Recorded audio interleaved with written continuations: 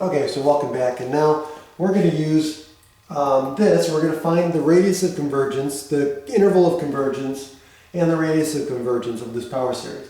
So what we're going to do is we're going to check for convergence, and so in this case I'm going to use the ratio test because we've got factorials in here. So I'm going to use the ratio test.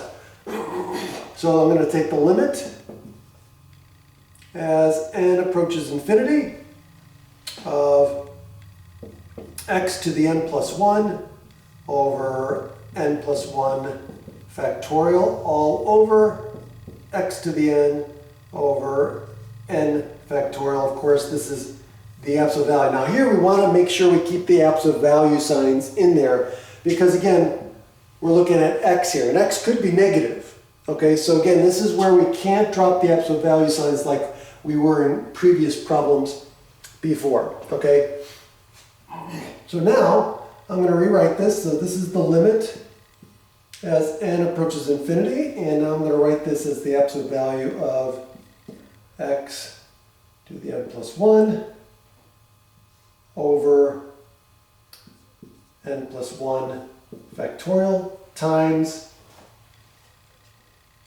n factorial over x to the n. So now, let's simplify this. So these are x to the n plus 1. So this is going to cancel with these. I'm going to end up with an x. And then, of course, remember this is going to cancel with this. So I'm going to end up with n plus 1 in the bottom. And again, I'm not going to show you how I did that. I've showed that before in previous videos. Okay, so now, what do I end up with?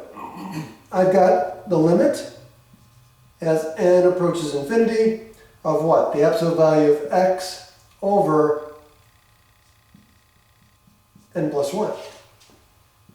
So now, in this case, this is only dependent on n, so I'm going to pull the x out.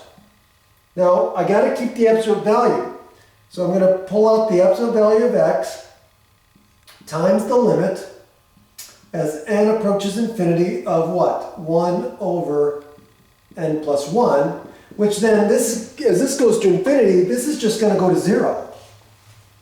Right? Because I get an absolute value of x times 0, which is 0. So in this case here, this converges because obviously this is less than 1, right?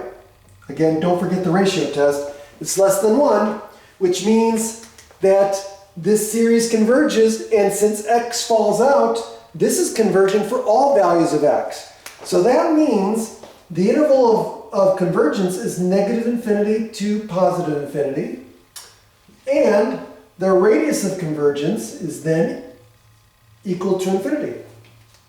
That's it. Have a great day.